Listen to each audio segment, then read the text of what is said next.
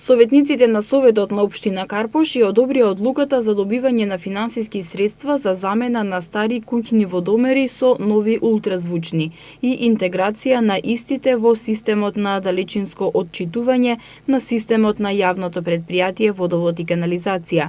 Градоначалникот на Карпош Стефан Богоев нагласи дека ова е грант од ЕБРД преку Министерството за транспорт и врски кој ќе изнесува околу 200.000 евра. Со овој проект би се опфатиле 500 куќни домаќинства.